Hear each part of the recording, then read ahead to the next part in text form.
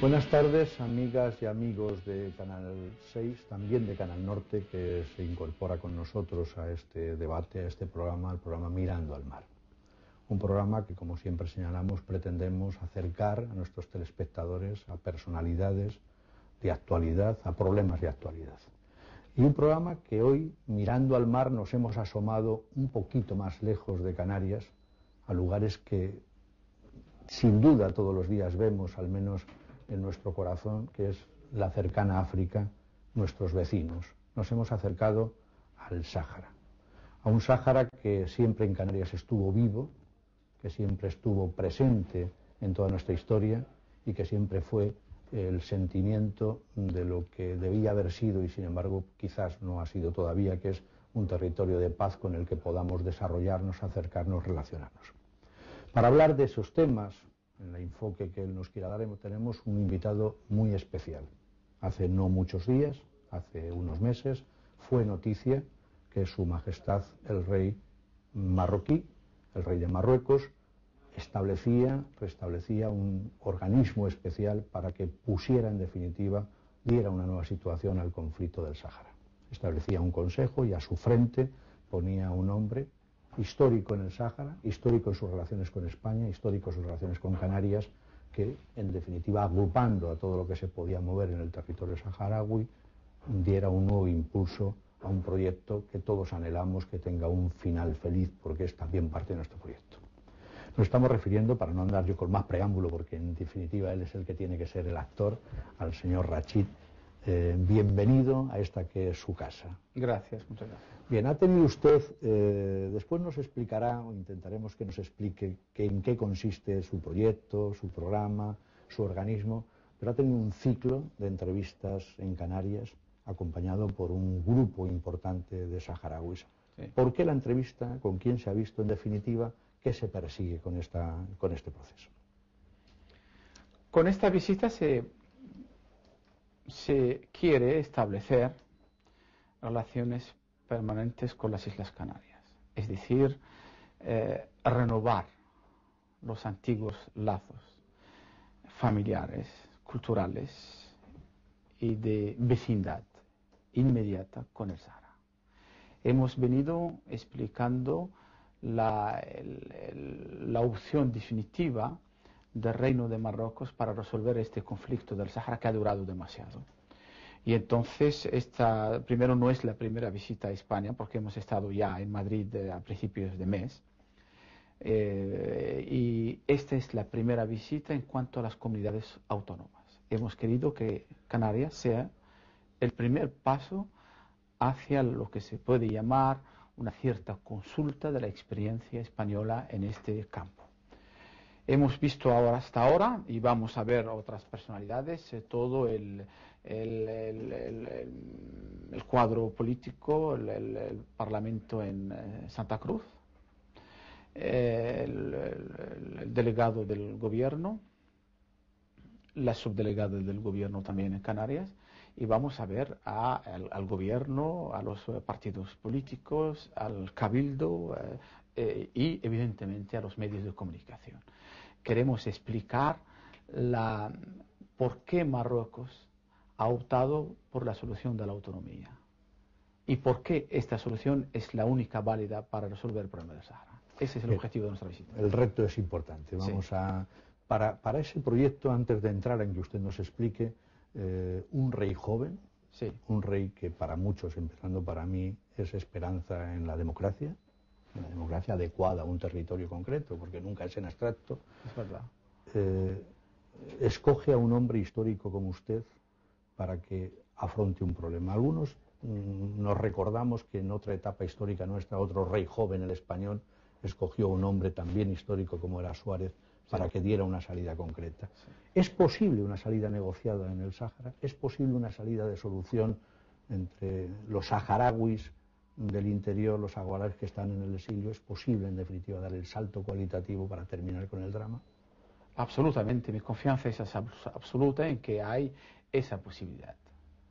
Porque es la única, no hay otra. Entonces los saharauis debemos saber exactamente qué es lo que queremos. Después de 30 años es mucho tiempo, es casi 2 generaciones. 30 años buscando una solución a un problema insoluble en el sentido en que se ha trazado esa solución. Creo que el momento ha madurado de todas las partes para que esa solución se encuentre finalmente en nosotros.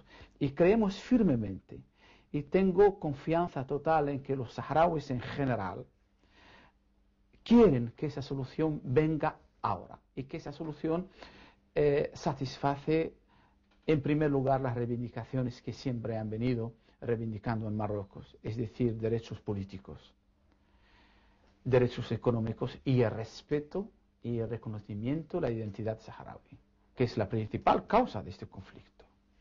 Los saharauis han estado buscando una identidad. Esa identidad será reconocida plenamente, completamente por la autonomía. Y nuestros derechos políticos serán garantizados en esta autonomía.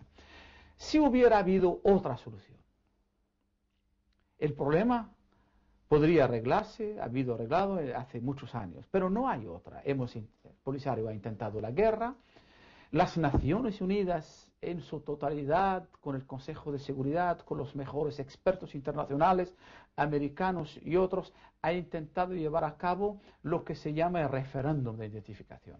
Ha sido un fracaso total, porque no es posible llevar a cabo. Entonces no tenemos más que la solución que conviene más a todo el mundo, que satisface a todas partes. Es lo que yo llamo la solución que hace todo el mundo ganar, donde no hay ningún derrotado, ningún vencido, es la autonomía. Marruecos gana su soberanía, que es su reivindicación esencial, y es verdad, es una reivindicación histórica, y es verdad que es una reivindicación que no viene de hoy ni de ayer, es una reivindicación de siglos. Ha sido un proceso seguido con España desde hace tanto tiempo, y siempre ha presidido que hay soberanía sobre el Sahara. Los saharauis ganamos todo, absolutamente todo. Ganamos nuestra personalidad, que será concretizada en el autogobierno de la autonomía. Y evidentemente eso conlleva consigo todos los otros derechos económicos, disponer de los recursos, hacer elecciones, elegir órganos propios y tener su propia personalidad garantizada según los criterios internacionales dentro del marco de Marruecos y que nadie podrá cambiar después. Argelia, que es el país vecino también interesado en este asunto, va a ganar. Porque finalmente lo que Argelia busca, como todos los países del Magreb, es la construcción del Magreb. Es la gran obra de los pueblos del Magreb. La gran obra histórica, la gran obra económica y una necesidad estratégica de seguridad, de necesidad de dialogar con nuestros vecinos inmediatos, nuestros clientes inmediatos, la Unión Europea y los Estados Unidos de América. El Magreb podrá ser mañana, si el problema del Sahara será arreglado con la autonomía, podrá construirse el Magreb. Qué gran suerte para Canarias y para España que el Magreb se construya. Y para nosotros también.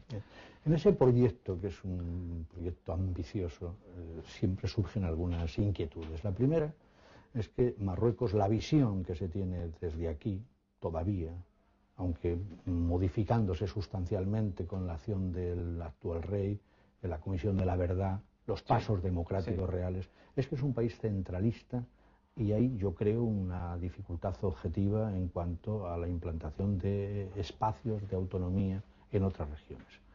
¿Será el Sáhara la apertura para que el RIT o otras zonas de Marruecos también avancen en un efecto descentralizador positivo? Sí, es verdad. Marruecos es esencialmente un país centralizador. Hemos heredado eso de España y de Francia, de la antigua España y de la antigua Francia también. Sí, que en España al final se demostró que era una ficción porque hubo que dar salida, hubo que cambiar. Eso es lo que está exactamente sucediendo en Marruecos, pero con un proceso que es mucho más lento que el proceso español o que el proceso francés, debido a circunstancias, a particularidades, a circunstancias específicas a cada país. Pero seguramente la autonomía esta del Sahara va a ser una suerte para Marruecos porque esa autonomía va a permitir, y eso exactamente es lo que la elección, la opción que el rey, la apuesta del rey, de su majestad el rey, La apuesta que esta autonomía del Sahara va a cambiar Marruecos. Y seguramente el rey ha pensado que, dando la solución de la autonomía, ha pensado también que esa autonomía va a cambiar administrativamente, políticamente, mentalmente Marruecos. Marruecos será otro país dirigido con otros instrumentos, con otros medios, de otra manera. La población se va a habituar a otra manera de acercarse a las cuestiones políticas, económicas y sobre todo al hecho de que la autonomía comporta en sí el consentimiento de la población a ser dirigida por el Estado central, por lo menos en una de las partes de las cosas en común. Esa autonomía va a revolucionar Marruecos. Yo la llamo revolución, revolución política, revolución administrativa, revolución económica y sobre todo revolución de mentalidades, que va a aportar la verdadera democracia, que va a aportar la verdadera participación activa, intensa de la población a la elaboración de la política final, la política que decide finalmente del destino de las cosas. Y esa apuesta el rey la va a ganar, como ha ganado hasta ahora durante estos 6 años, todos los cambios que usted ha mencionado. Criticar el pasado era una obra y una tarea muy difícil en Marruecos. Sin duda en Marruecos, quien le conocemos, habrá resistencias sólidas a lo que ustedes están planteando, porque bueno, las viejas estructuras, y en España tenemos experiencia de ese tipo, tardan en reaccionar. Esas resistencias, como usted señala, posiblemente vayan en esa dirección, yo no conozco con detalle, pero luego hay la otra resistencia, es decir, la gente armada, el Polisario, sí, está en Tinduf, es decir, los que se aferran de forma definitiva al tema de la independencia y a las leyes internacionales, a lo que la ONU, en definitiva, ha declarado en sucesivas ocasiones. ¿Cómo pretenden ustedes afrontar ese diálogo, esa negociación, esa discusión para superar esa otra resistencia de la otra parte del problema? Sí, es verdad, hay resistencias de todas partes. Yo cuando he presentado, después de mi nombramiento por la parte de Su Majestad el Rey, cuando he presentado la cuestión como un problema interno marroquí, el problema del Sahara, con una cierta dimensión internacional debido a la implicación de otros países. Y cuando he dicho que quiero creer lo que está Argelia diciendo que no está implicada y queremos sacarla fuera del conflicto, he tenido críticas de una parte de la prensa marroquí, pero en general, en Marruecos, la gente al final adhiere a lo que el rey decide al final. En Marruecos es la costumbre. Finalmente lo que decide el rey es el interés supremo del país. Y creo que la resistencia en Marruecos se está disminuyendo mucho, están comprendiendo que es la mejor vía, que es la mejor solución y que es la solución que va a modernizar el país. Lo que está pidiendo más democracia, más transparencia, más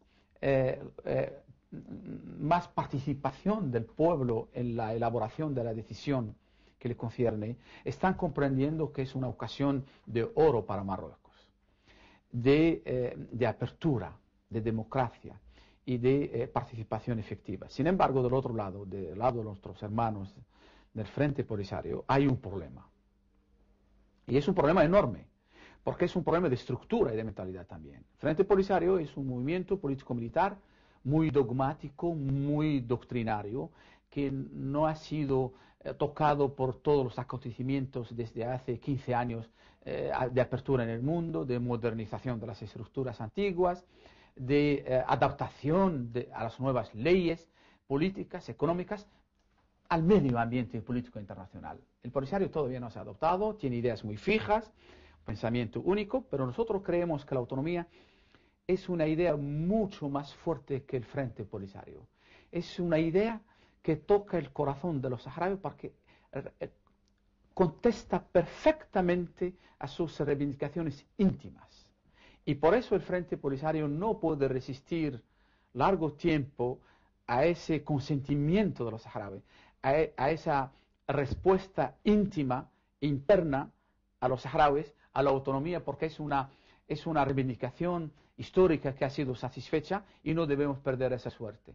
Y por eso yo creo firmemente que los saharauis, incluso los del campamento, y creo que en este momento que estamos hablando, lo están haciendo en Tinduf, hay una revuelta en los campamentos de Tinduf desde el día 29 de mayo, una revuelta contra la situación que perdure, que existe en ese territorio, que los saharauis finalmente van a decir al Polisario: ya estamos hartos, queremos meter un final a este conflicto, porque finalmente lo que buscábamos era un lugar donde vivir y un lugar donde nuestra identidad sea respetada, donde nuestras tradiciones sean respetadas y donde nuestros derechos políticos sean aceptados. Y ese momento ha sido dado por la autoridad suprema en Marruecos, que es el rey, y no solamente a Rabat. El rey ha venido a Laayoune para decir, señores los saharauis, yo reconozco todos los reproches que ustedes han hecho.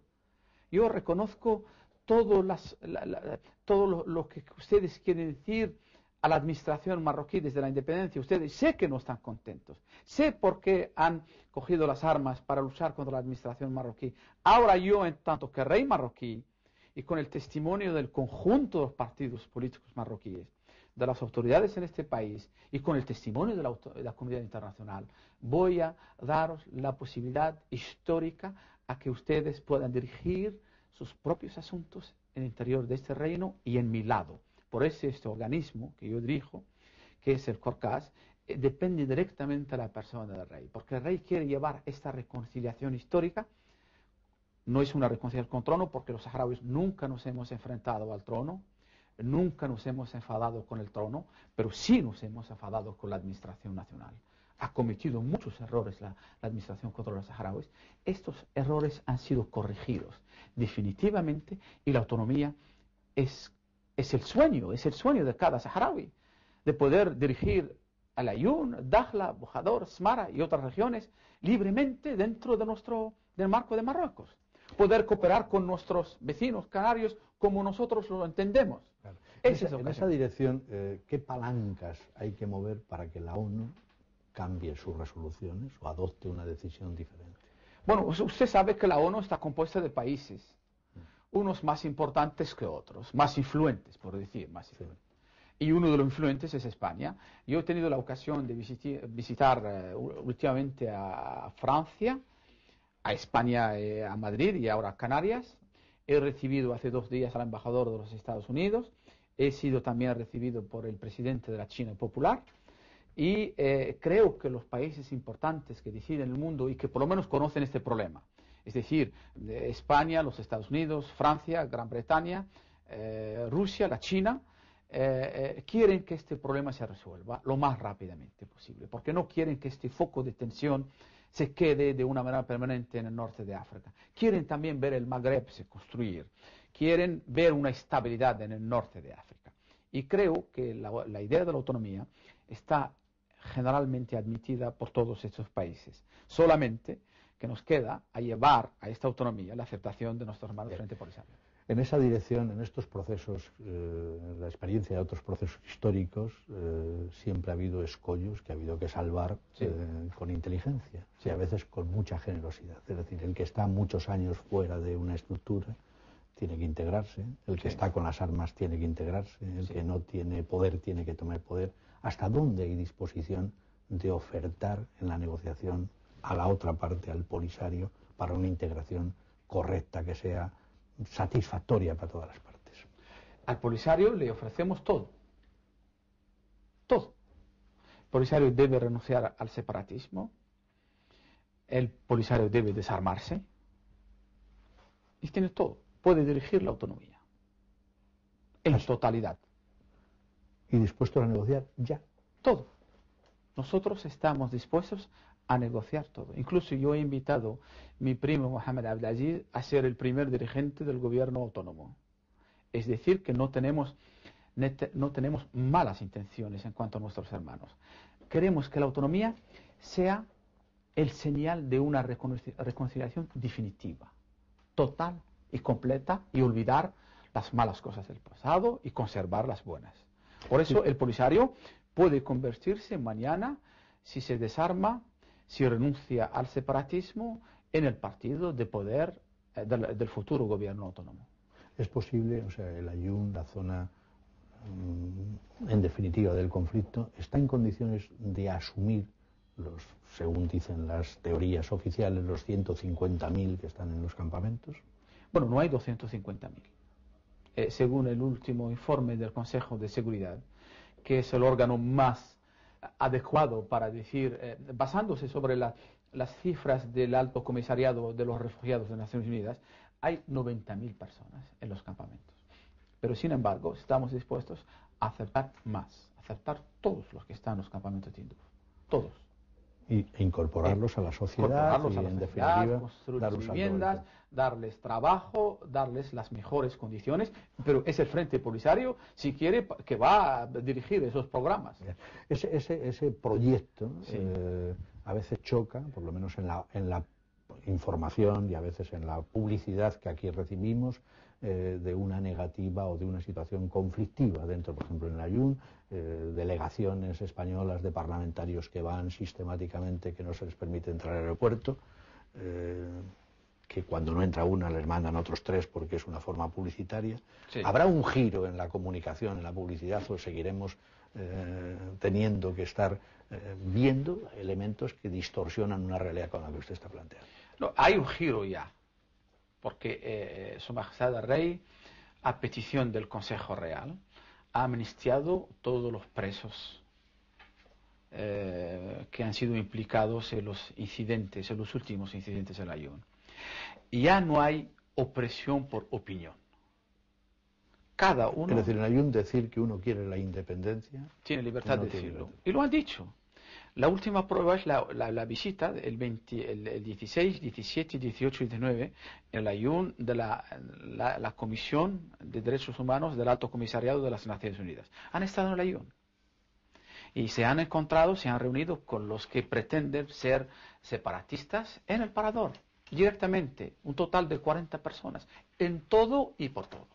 Pero en esta propuesta... Sin embargo, no, sí, quisiera bien, responder bien, a, sí, sí, a las por favor. delegaciones, a las delegaciones Por favor. españolas que vienen, que han venido, delegaciones preparadas, ¿no? Esas delegaciones, yo les he hablado cuando les he visto en Madrid, y ayer he hablado en el Parlamento Canario también, vienen de una manera hostil a Marruecos. Vienen ya con una opinión de antemano, que el Sáhara es independiente. Vienen como partidarios del Frente Polisario. Siendo españoles, o franceses, o daneses, o finlandeses, o de cual fuera el país de origen, eso no se puede hacer de esa manera. Eso es atentar a la dignidad del pueblo marroquí. Falta de respeto hacia el pueblo marroquí, que está muy liado a este asunto del Sahara. Sin embargo, cualquier delegación que quiera venir de una manera neutra, de una manera imparcial, para encontrarse con todo el mundo, y no solamente con los separatistas, con todo el mundo, escuchar todo el mundo, las fronteras están abiertas.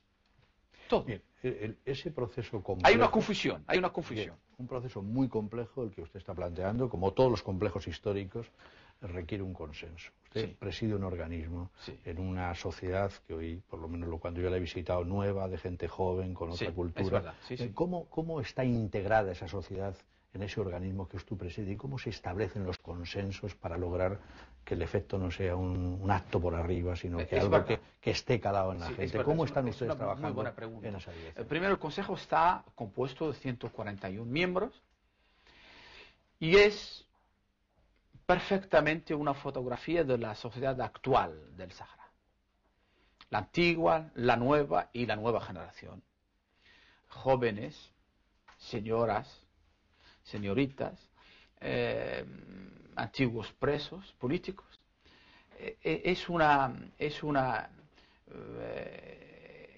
No es un organismo electo, pero es un organismo nombrado conformemente a las reglas y a los criterios de la tradición de la sociedad saharaui. Es decir, sobre una base tribal. Todas las tribus están representadas, todas las generaciones están representadas, y es un foro muy importante de diálogo. Además, nuestra última sesión que hemos dedicado a la autonomía ha sido un buen momento de encuentro entre diferentes generaciones y opiniones diferentes. Yo creo que el denominador común se ha encontrado. Esa sociedad tiene una sola preocupación: encontrar un punto de equilibrio. La gente está harta de familias divididas. Hay muchos. Estamos hablando del lado político, pero hay el otro lado, que es el lado doloroso. Familias que no se han visto desde hace 30 años. familias que no tienen propiedades personales, familias que no tienen bienes personales, sufrimientos enormes. Esa es la parte a la que queremos meter punto final, a esa parte dolorosa, yo diría más bien a esa parte vergonzosa del asunto y del problema del conflicto. Es esa que nos preocupa más y a la que la gente en sus fondos, en su intimidad personal y propia, quiere meter final. Bien, usted enuncia un tema que es objetivo, es decir, la tribu como estructura, sí, como estamento para resolver los consensos. Sin embargo, en la perspectiva democratizadora, ¿es posible superar la estructura tribal para llegar a la estructura partidaria, a la estructura que permita cruzar por encima de las familias como elemento vital para que haya una estabilidad democrática sólida? Absolutamente. La sociedad saharaui es una sociedad que es madura actualmente, que conoce sus intereses, y estoy seguro que una vez que la autonomía es establecida, los saharauis van a aplicar reglas democráticas y van a obedecer a los criterios de democracia y van a elegir los mejores elementos saharauis para dirigir esta autonomía. Soy confiante en esa sociedad. Es decir, que la tribu es el fundamento para avanzar, para preparar. Pero no el futuro, no la perspectiva futura. No, yo tengo confianza en los jóvenes saharauis que van a superar todos esos obstáculos tradicionales, que van a respetar. Deben respetar esas tradiciones, pero estoy seguro de que esos jóvenes saharauis, que la nueva generación va a aplicar las nuevas reglas de democracia y elegir el mejor, el más capaz, ir a las competencias para dirigir la autonomía, para dirigir el desarrollo, para dirigir los asuntos políticos del Sáhara Autónomo. Estoy muy seguro en la nueva sociedad saharaui. Bien, dos preguntas que desde aquí preocupan, las haremos por orden. Una primera, la interrelación de este proceso con lo que es el proceso de la inmigración que viene a España. Yo no lo planteo como problema, que debemos acostumbrarnos a ser un pueblo receptor, sí, y en encima multiétnico. ¿Cómo influye, cómo se afrontaría desde una autonomía esa interrelación con Canarias y en definitiva, la cooperación para resolver si hubiera un problema que puede afectarnos a todos? Bueno, mire, primero la inmigración es ahora un problema. Si el problema continúa tal como está, es decir, el estancamiento actual, la inmigración clandestina va a aumentar y va a ser millonaria en los próximos años. Eso se lo puedo asegurar desde ahora. Sin embargo, una vez que la autonomía está establecida y garantizada, sabiendo la amplitud de las relaciones que vamos a establecer con Canarias, relaciones políticas, relaciones económicas, relaciones de seguridad, y estoy seguro de que este problema de la inmigración clandestina va a ser resuelto en las mejores condiciones. Porque una vez que los saharauis estén contentos de su situación y que dirigen sus propios asuntos, tienen suficiente experiencia, suficiente conocimiento de las fronteras, suficiente conocimiento de la región para meter un fin a esta inmigración permanente. Y lo vamos a establecer y hacer estrechamente con los canarios, pero no solamente la inmigración, todo lo que va a venir en relaciones económicas, en el dominio de la pesca, en el dominio de la minería, que todavía no está explotado, en el turismo, es decir, la apertura del Sáhara. El Sáhara nunca se ha abierto a una economía de mercado, nunca en la historia. Durante la colonización, el Sáhara casi estaba cerrado. Durante este conflicto tampoco ha sido abierto. Y en el pasado, antes de 1884, era un territorio hostil a toda penetración. La autonomía va a dar la ocasión de una explosión económica, de una explosión de contactos inmediatos entre Canarias y el Sáhara, que va a desarrollar un nuevo polo de desarrollo turístico y económico importante en esta zona de África.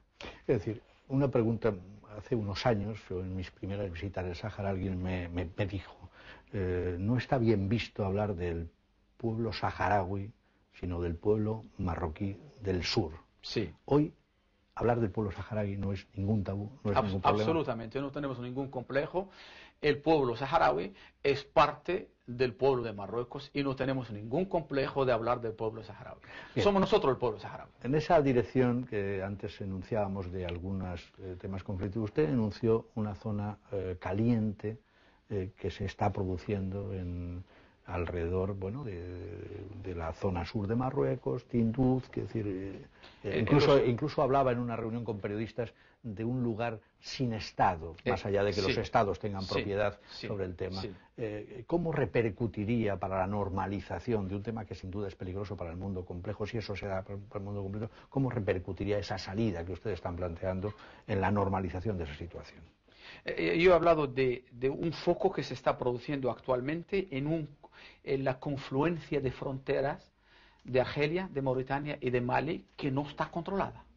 Todo el mundo sabe que esta parte del Sahel está fuera de todo control.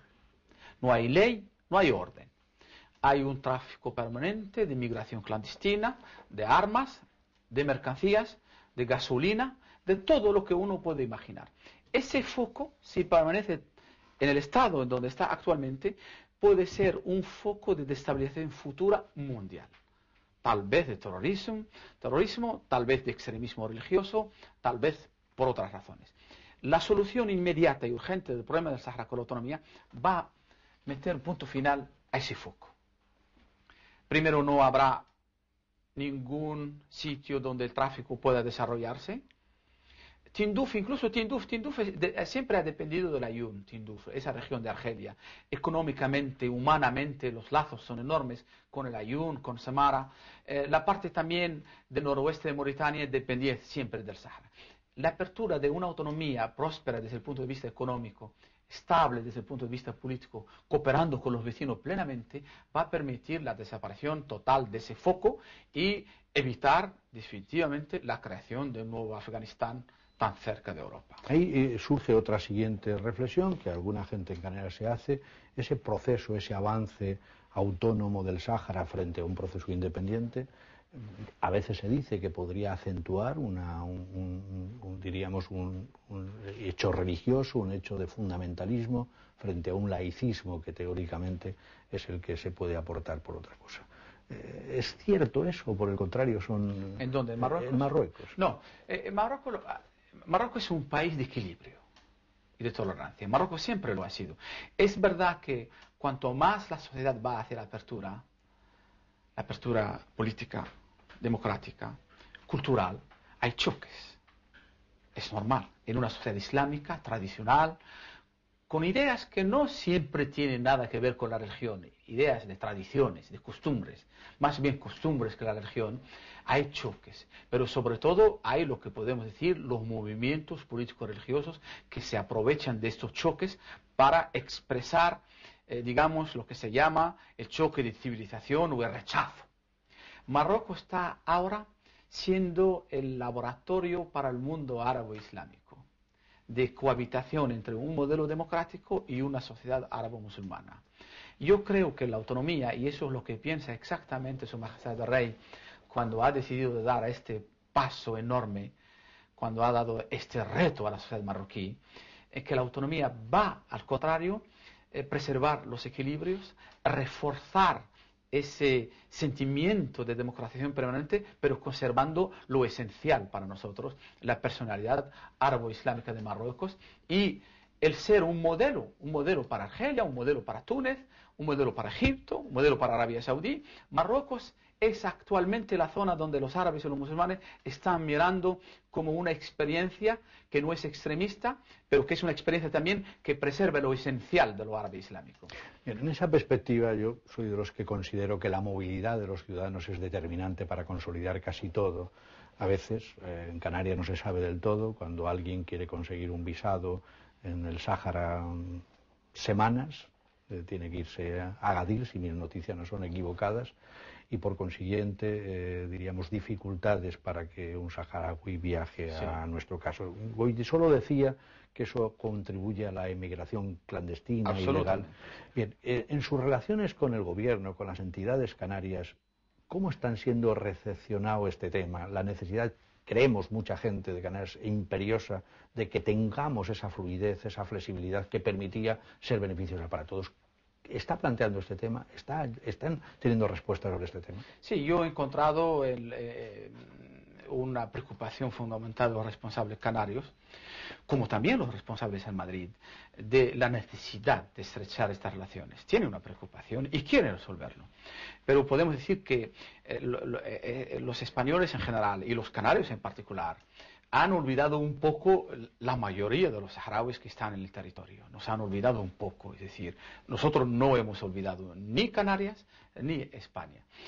Nos han olvidado, han dedicado la ayuda a los campamentos, han dedicado toda la atención a los campamentos, que en definitiva los campamentos no representan más que un 20% de la población del Sahara.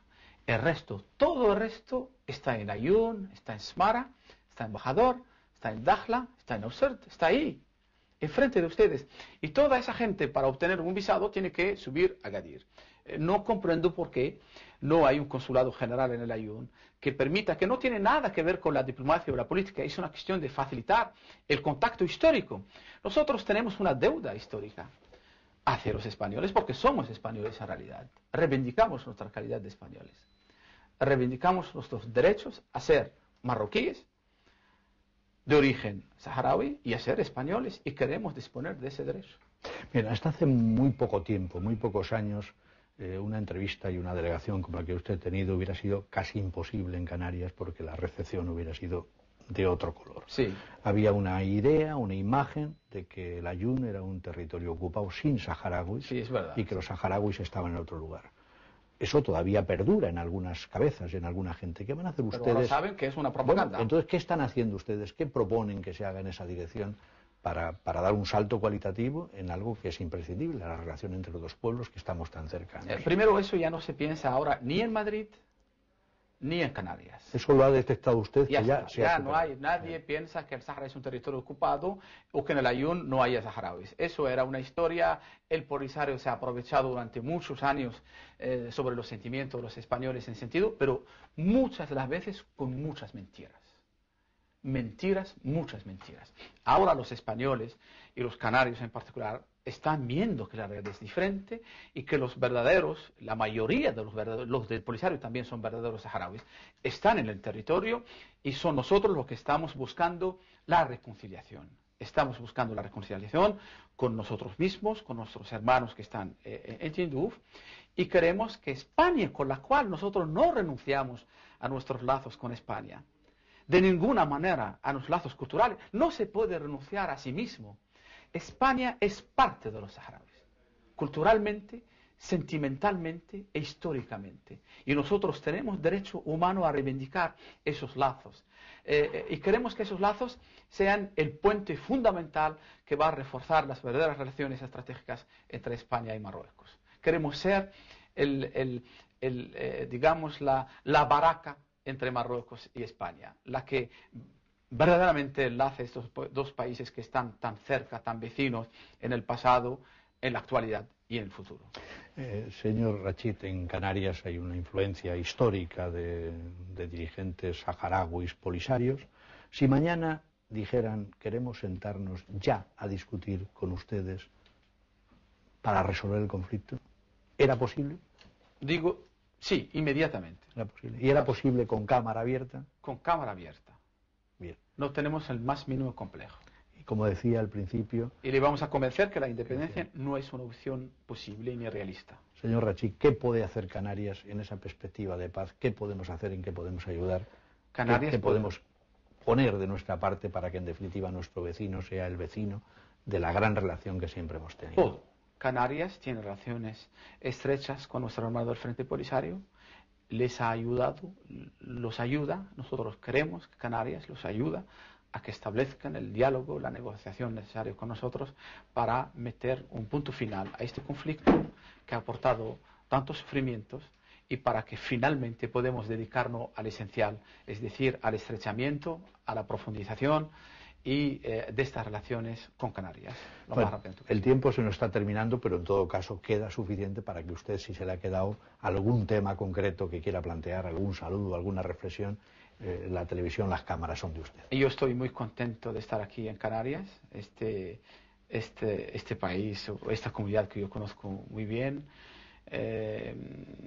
donde he venido por la primera vez en mi vida. Por la primera vez en mi vida que he cogido un avión fue hacia Las Palmas. Tengo sentimientos profundos, enormes hacia los canarios, en particular a los españoles en general, y me gustaría enormemente, y por eso he decidido que esta primera visita a las comunidades sea para Canarias. Me gustaría que Canarias sea la suerte para nosotros, para todos los saharauis, a que podamos meter un punto final a este conflicto estéril que nos opone por nada y que finalmente pueda transformarse en un resultado feliz gracias a Canarias. Señor Rachid, muchas gracias, con el ruego de que transmita a esos miles de jóvenes que nos hemos encontrado en el Ayun, en las visitas que al menos yo he hecho, a la historia, a los hombres y mujeres que fueron parte de esa historia, a los que tenemos ansias locas por poderlos saludar desde una perspectiva de paz, desde la solución que tienen que buscarla ustedes, y que lo que podamos ayudar, ayudaremos. Muchas gracias por estar con nosotros. Gracias. Y esta es para usted. Gracias a usted. Gracias a ustedes, amigos de Canal 6, por haber estado con nosotros, y Canal Norte en el programa Mirando al Mar, en una entrevista, por lo menos para mí, llena de esperanza, llena de futuro, llena de ilusión, en definitiva, apostando con valentía por la apertura de la solución a un problema que todos los llevamos en el corazón y que al menos yo siempre planteé que es un problema que debemos contribuir, como él señalaba, apostando para que los saharauis, el pueblo saharaui, él y no otros, resuelvan, decidan por dónde va su futuro. Muchas gracias y vuelvan cuando ustedes quieran con nosotros en el programa Mirando al Mar.